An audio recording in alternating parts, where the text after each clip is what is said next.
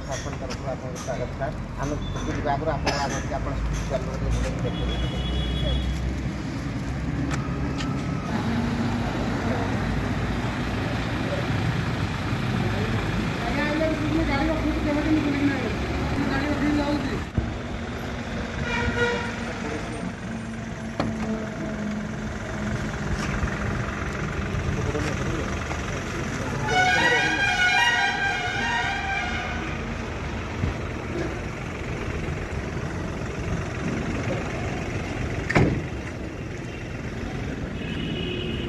Brahmapur university Utkal university कथा में किसी समय अगर लगुला कि संबलपुर विश्वविद्यालय जेन स्थिति समय से जोग देते गोटे विपरीत परिस्थिति थिला से भितर स्थिर करके आगे बढ़ावार चेष्टा चली आज जातीय प्रेस दिवस प्रतिवर्ष पालन करा जाउछि एवं एथर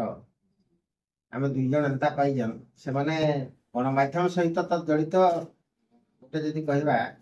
बहुत स्पिरिचुअल पर्सनालिटी दुई जन से व्यक्तिगत भाव में जी जानी सब गोटे अन्न को साहाय्य करवार मेंटालिटी रही गणमाध्यम आम काम भी होचे से अन्न को साहाय्य करवार लगे ही सब काम आम जहाँ देखो टीवी बाहर करूँ कि जहाँ जहाँ करूँ कहानी साहाय्य करवा ही आम सब तेणुक मुख्यतः आज जो कार्यक्रम रही गणमाध्यम परिवर्तित स्वरूप आम काम करवा भितर तो जहाँ जहाँ कार्यक्रम होसी सेटा विषय आलोचना करवा तार आगु प्रथम अनुरोध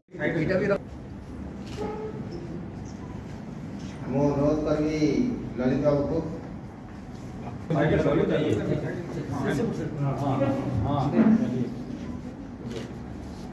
फोटो नहीं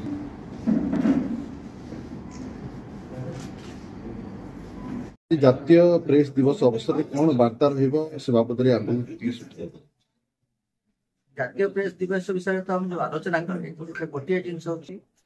निर्भीकतार सहित सत्य खबर आम परिवेषण करा प्रथम कारण आज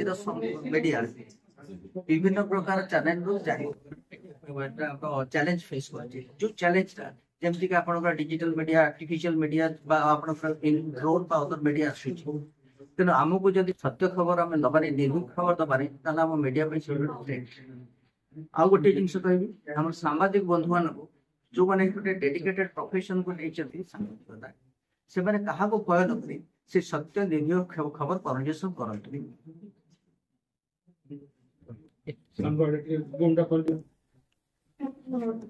सांबादिक दिवस आज जातीय प्रेस कौन वार्ता समस्त को मोर शुभेच्छा समाज परिवर्तन रे समाज गठन रे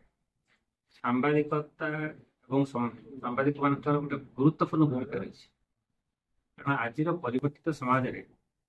जहाँ भी आम पृथ्वी जेकोसी घटना टेक्निक घटना दूर दूरांतर घटना गाँ गहल घटना सहर घटना सब गुड़ाक आम केवल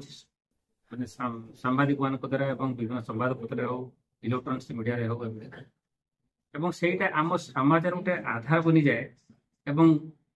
सत्य संवाद परिवेषण हवा को लेकिन आम सब चिंता करुचे गोटे भल संवाद समाज को दिग्दर्शन देवा समाज को गठन करने सांबादिक मान भूमिका यथेष अच्छी तेणु जेहेतु समाज एत रूप निर्भर करुच्ची गणतंत्र यहाँ हूँ चतुर्थ स्तंभ तेणु गोटे निर्भीक संवाद संवाद एवं गोटे सत्य संवाद प्रकाश पाइबा यहाँ हूँ निहाती भाव आवश्यक आशा करी दिन समस्त शुभकामना जन